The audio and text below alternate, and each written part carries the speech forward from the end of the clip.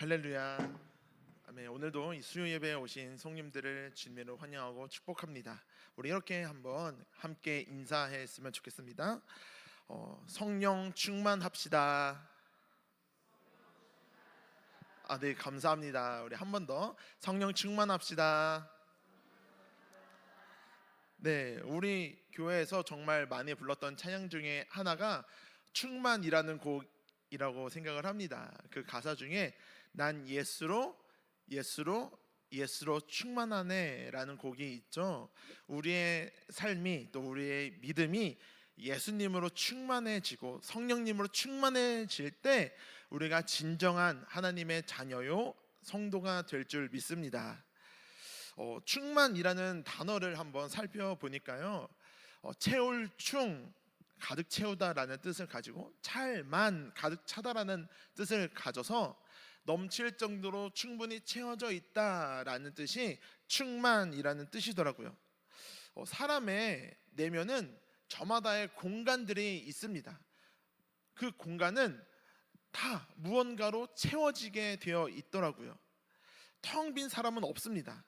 이 배고프면 본능적으로 텅 비어있는 속을 음식을 먹어서 채우고 싶은 것처럼 우리의 내면도 어떤 공간이 있어서 비어있는 것을 허락하지 않아요. 무언가로 계속 채우고 싶어 합니다. 그런데 중요한 것은 그 무엇으로 채워져 있는가, 그 채워져 있는 것을 따라서 그 사람이 그 인생을 살아가게 된다라는 거죠. 내면에 돈으로 가득 차 있으면 돈만 쫓아 살아가는 인생이 될 것입니다. 그런데 돈을 쫓아갔더니 그 끝에는 무엇이 있던가요? 행복이 있습니까? 기쁨이 있습니까? 아니면 영생이 거기에 돈이 기다리고 있습니까? 아니라고 생각을 합니다. 저는 그렇게 충분하고 막 넉넉한 돈을 가져보지 못해서 그 끝에 뭐가 있는지는 경험해보지 못했지만 디모데전서 6장 10절 말씀을 보니 돈을 사랑함이 일만하게 뿌리가 된다라고 기록하고 있더라고요. 돈을 따라 살아간다면 그 끝에 열리는 열매는 악한 열매가 맺어진다라고 생각을 합니다. 그래서 우리는 돈에 충만한 사람이 아니라 세상의 것들에 충만한 사람이 아니라 성령님의 충만한 사람이 되어야 할 줄 믿습니다. 할렐루야. 오늘 말씀을 통해서 우리 모두가 우리 평택교회가 성령님으로 충만해질 수 있기를 주님의 이름으로 축복합니다. 아멘. 성령으로 충만한 사람은 성령님을 따라 살아갑니다. 성령으로 충만한 사람은 능력과 지혜로 살아가고 성령님이 주시는 담대함으로 살아가더라고요. 우리 교회가 이제 전도하기로 작정했습니다. 지난주에 전도 대상자 작정도 했죠. 근데 이 전도 생각해 보니까 전도는 도전이더라고요. 전도는 도전. 전도를 이제 도전해야 되는데 걱정되는 게 딱 있습니다.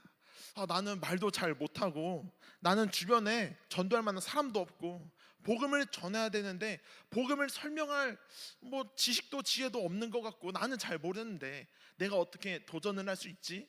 이 전도하는 게 도전하는 거더라고요. 전도 잘 못해도 걱정하지 마십시오. 전도를 잘 하는 방법이 있습니다.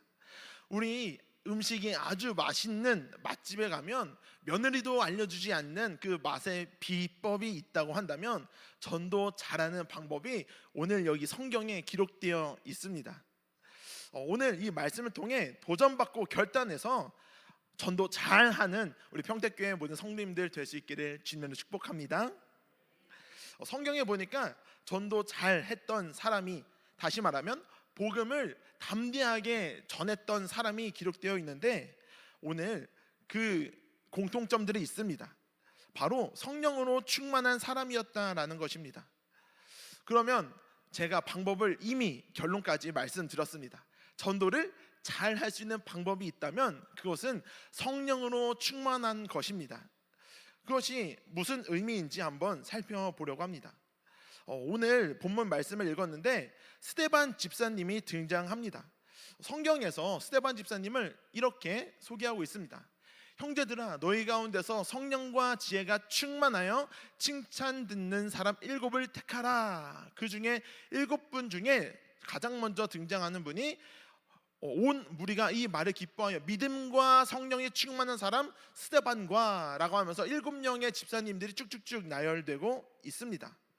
성령이 충만해지면 어떤 일들이 일어날까요? 첫 번째로 성령 충만은 두려움을 이겨냅니다. 예수님의 제자들을 먼저 보면 예수님의 제자들은 예수님이 승천하시고 난 다음 자신들도 예수님처럼 잡혀갈까 봐 자신들도 두려워 떨고 숨어 있었습니다. 나도 예수님처럼 되는 거 아니야? 나도 십자가형이 당하는 거 아니야? 로마 군인들이 예수를 따르는 자들을 막 잡으러 다니니까 두려워서 다락방에 숨어 있는 중이었습니다. 예수님이 참 진리이시고 구원자이시고 메시아이다 라는 확신은 제자들에게 있었는지 몰라도 그 밖에 도사리고 있는 그 로마 군인들에 대한 두려움은 여전히 그들을 숨어 있게 만들었습니다. 그들이 숨어서 할 수 있는 것은 기도밖에 없었습니다. 그래서 다락방에 모여서 오로지 기도에 힘쓰던 그때 우리가 잘 알고 있는 것처럼 그 다락방 가운데 성령님의 임재가 나타납니다. 그래서 거기에 있는 모든 사람들의 성령의 충만함을 받게 됩니다. 성령 충만함을 받은 그곳에 있는 사람들이 어떠한 변화가 나타납니까? 바로 그 다락방에 숨어 있다가 다락방을 열고 세상 밖으로 나아가는 그런 두려움을 이기고 용기를 얻어서 세상 가운데 나아가는 일들이 생기게 됩니다. 그리고 사도행전 2장 14절에 베드로가 아주 놀라운 선포를 하게 됩니다. 2장 14절 보니까요, 베드로가 11 사도와 함께 서서 소리를 높여 이르되 유대인들과 예루살렘에 사는 모든 사람들아, 이 일을 너희로 알게 할 것이니 내 말에 귀를 기울여라. 한 글자가 빠졌네요. 기울여라 하고 있습니다. 이 베드로의 변한 것은 하나밖에 없었습니다.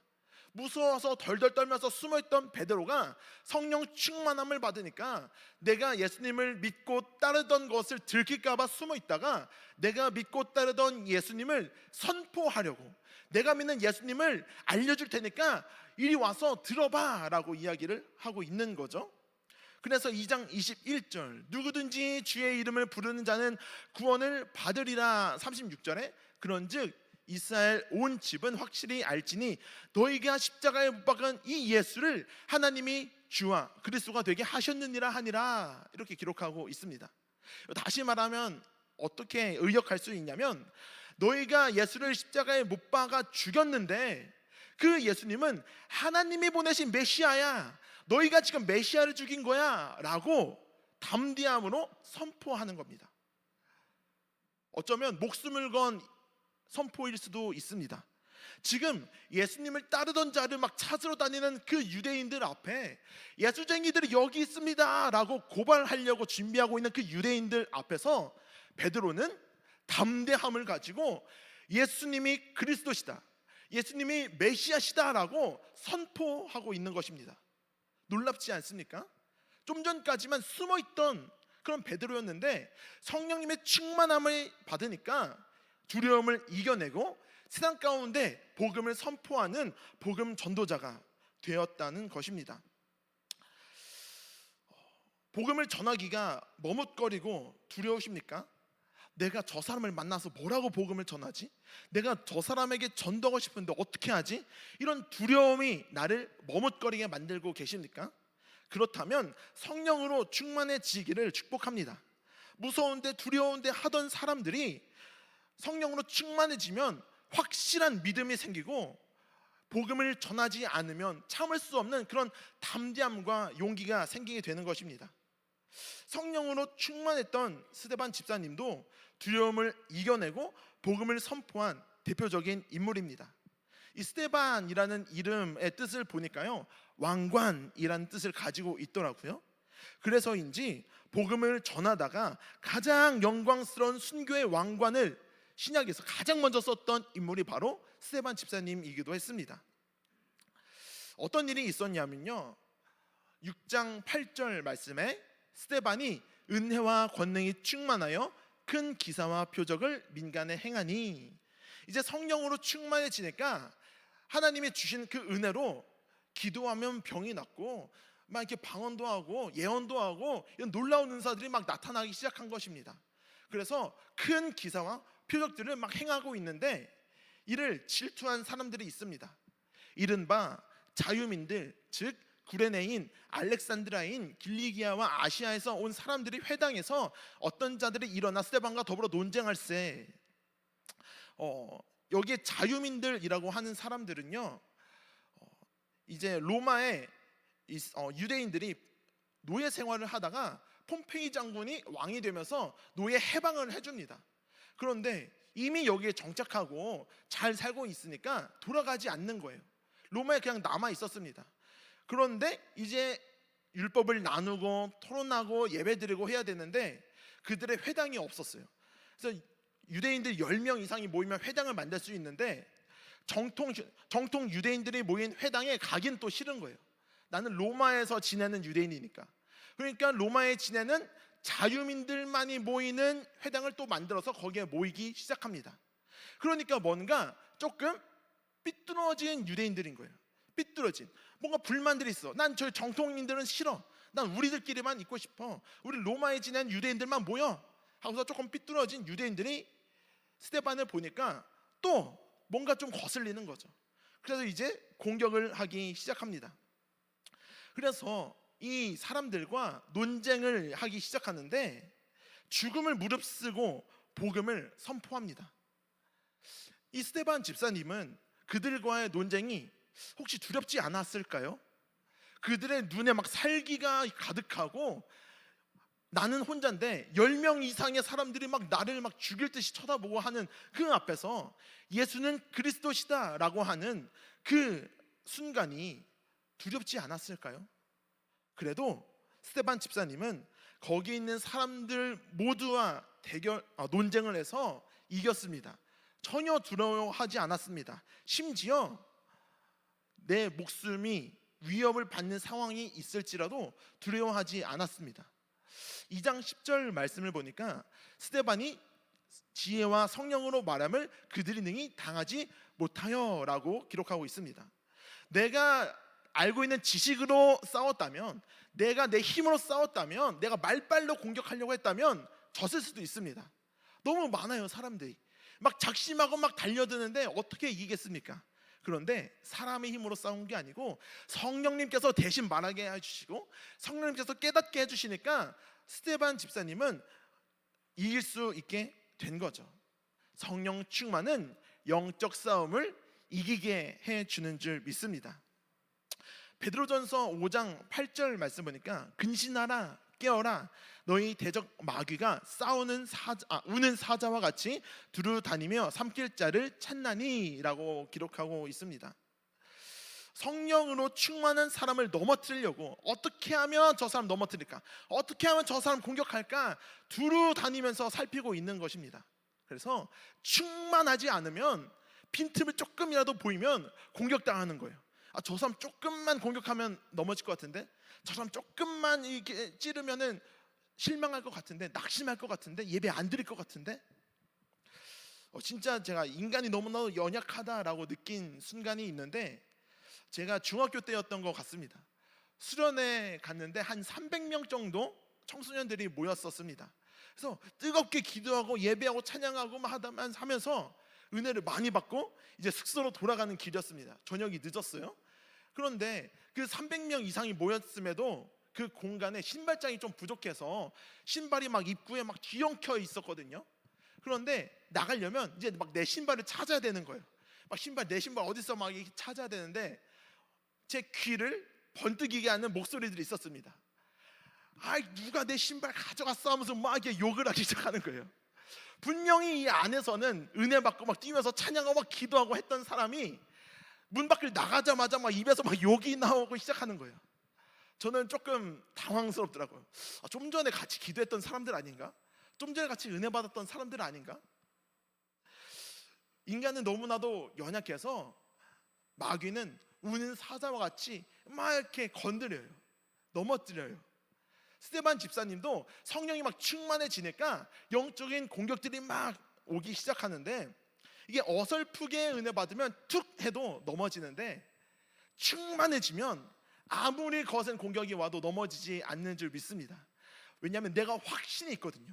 내가 믿고 내가 따르고 내가 주인으로 섬기는 우리 주 예수 그리스도가 참 진리이시다라는 확신이 있기 때문에 그 어떤 공격과 위협 속에서도 넘어지지 않는 담대한 믿음이 있을 수 있는 겁니다. 그래서 어떤 영적인 공격이 와도 이길 힘과 능력이 있습니다.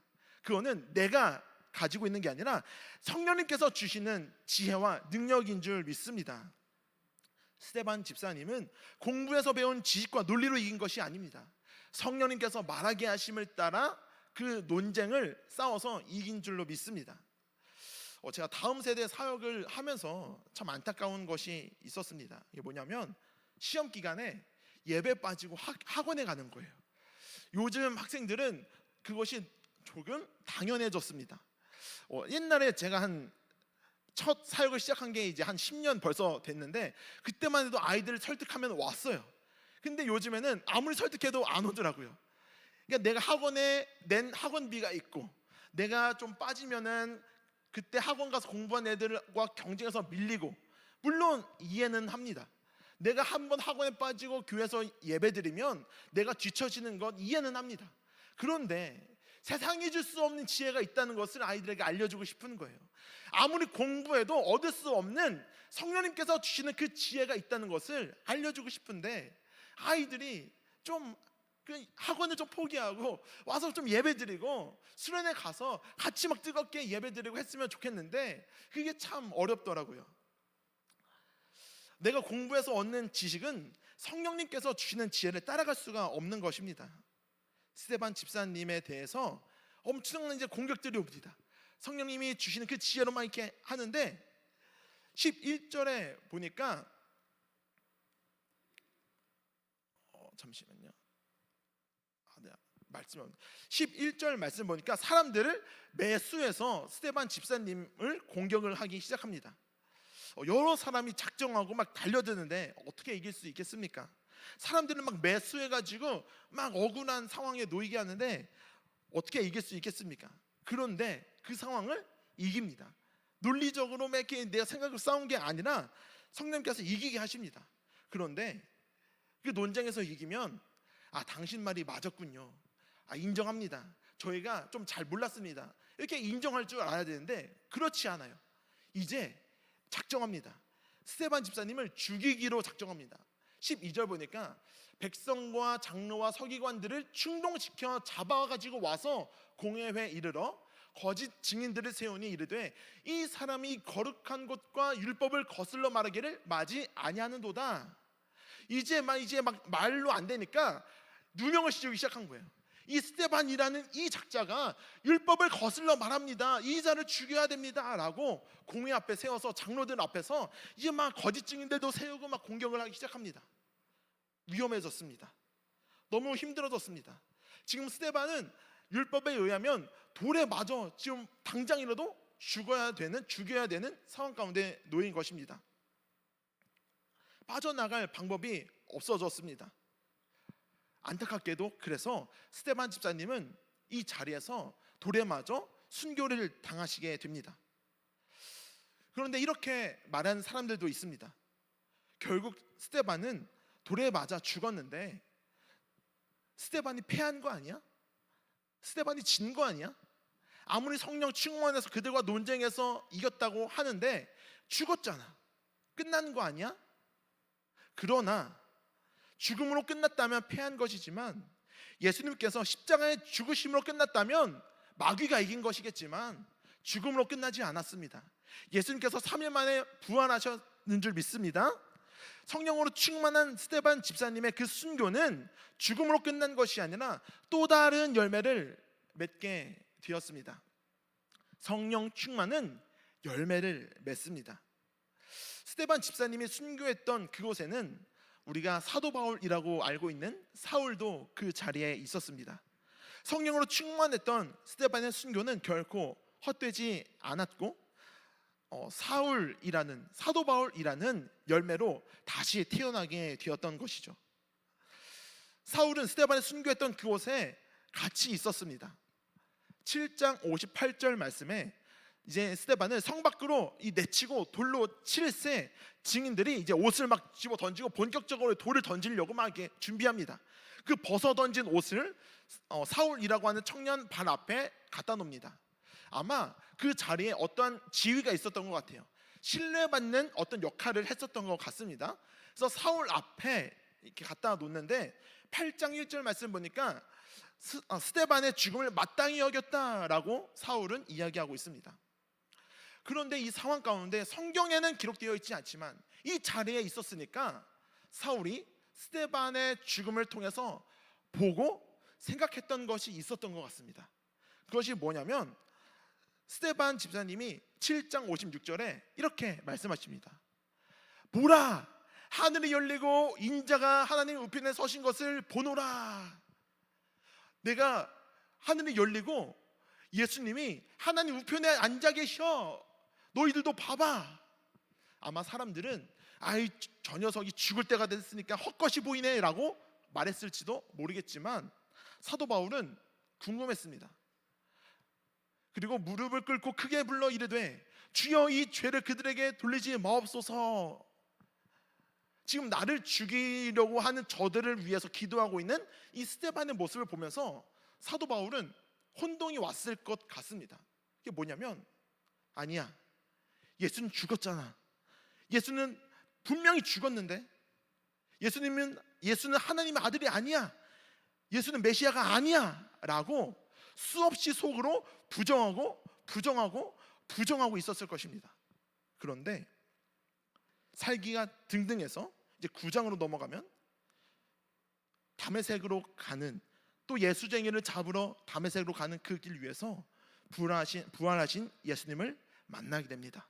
사울아, 사울아, 어찌하여 나를 박해하느냐. 그때 사울은 깨달았습니다. 내가 봤던 그 스데반이 외쳤던 그 보좌 우편에 계신 예수님은 죽은 게 아니라 부활하셨구나, 살아계셨구나. 우연이었을까요? 아닙니다. 물론 하나님의 계획하심과 섭리 가운데 사울을 선택하셨다고 생각을 합니다. 그러나 스데반 집사님의 그 순교의 피가 사울에게로 흘러갔고 역사상 가장 위대한 전도자라는 사도 바울을 열매로 맺게 된 줄로 믿습니다. 내가 건네는 이 전도지 한 장을 통해서 이 사람이 교회에 오지 않을 수도 있습니다. 내가 아무리 막 전도지 100장을 나눠줘도 그 받은 사람들이 교회로 오지 않을 수도 있습니다. 그러나 하나님은요, 그 전도지를 통해서 전도가 되지 않아도 다른 방법들을 통해서 계속 교회로 보내주십니다. 우리가 끊임없이 복음을 전하고 전도하는 그 모습과 그 마음을 보시더라고요. 스데반이 사도 바울을 전도하진 않았지만 스데반의 그 순교의 피로 말미암아 하나님은 사도 바울이라는 열매를 맺게 해주신 줄 믿습니다. 많은 사람 전도하는 것이 중요한 것이 아닙니다. 한 사람이 한 영혼을 전도했을 때 그 전도된 한 사람이 사도 바울이 될 수도 있다는 것입니다. 역사상 가장 위대한 전도자를 전도할 수도 있는 기회가 생길 수 있다라는 거죠. 사랑하는 평택교회 성도님들께 말씀드립니다. 지혜와 성령이 충만한 성도님 되시기를 주님의 이름으로 축복합니다. 하나님께 붙들린 바 되어 살아갈 수 있기를 축복합니다. 나는 아니야, 나는 그냥 평신도잖아, 나는 목회자도 아니니까 못해, 안 해 하면서 뒤로 한 발짝 물러서 있지 마시고, 아까 처음에 드렸던 질문, 전도 잘할 수 있는 방법, 성령으로 충만해지는 것입니다. 성령으로 가득 차서 다른 것들이 나를 공격하지 못하고 나를 넘어뜨리지 못하고 유혹하지 못하도록 성령으로 충만해져서 복음을 전하지 않고는 버틸 수 없는 그런 뜨거운 열정으로 가득해질 때 우리가 담대함으로 복음을 전할 능력과 지혜가 생기는 줄 믿습니다. 성령으로 충만하면 담대함을 주십니다. 성령으로 충만하면 지혜를 주십니다. 성령으로 충만하면 열매를 맺게 해 주십니다. 우리가 전도하며 열매 맺는 교회가 되기 위하여 성령으로 충만한 교회와 성령으로 충만한 성도가 되어야 합니다. 내 안에 있는 것들이 성령으로 가득하면 나는 이제 만나는 사람마다 성령 전도 나오게 되는 것입니다. 우리 안에는 무엇이 있습니까? 혹시 성령이 아닌 다른 것들이 내 안에 가득 차 있다면 이 시간 기도하시면서 그거 다 쏟아내시고 성령님을 구하시면서 성령으로 가득 채울 수 있는 귀한 은혜의 시간 될 수 있기를 주님의 이름으로 축복합니다. 성령으로 충만하여 전도에 힘써 나아갈 수 있고 날마다 구원 얻는 자들이 더하여지는 전도하는 우리 평택교회 될 수 있기를 주님의 이름으로 축복합니다. 함께 기도드리겠습니다. 주님 감사합니다. 오늘도 은혜의 말씀 주시고 내 안에 있는 이 빈 공간들을 성령으로 채워 주시옵소서. 성령으로 충만하여 담대하게 복음을 전하게 해주시고 성령님의 지혜로 내가 해야 될 말, 만날 만한 사람, 지혜의 말들을 하게 하시고 또 하나님께서 예비하신 귀한 열매들을 맺게 하여 주시옵소서. 사단 마귀가 유혹하더라도 공격하더라도 흔들리지 않는 충만한 믿음을 주시옵시고 세상 바라보지 않고 오직 성령 하나님만 바라보는 믿음을 허락하여 주시옵소서. 이 시간 믿음으로 결단하며 또 내 안에 있는 것들을 다 쏟아내며 주님 앞에 회개합니다. 내 안에 성령님이 아닌 다른 것들로 가득 차 있었다면 주님 새롭게 하여 주시옵소서. 정결케 하여 주시옵소서. 잃어버렸던 하나님의 형상을 회복케 하여 주시옵소서. 그리하여 성령님으로 충만한 우리 평택교회 모든 성령님들 다 될 수 있도록 하나님 도와주시옵소서. 오늘도 귀한 은혜 주신 하나님께 감사와 영광 올려드리오며 살아계신 나사렛 예수 그리스도의 이름으로 간절히 기도드렸습니다. 아멘.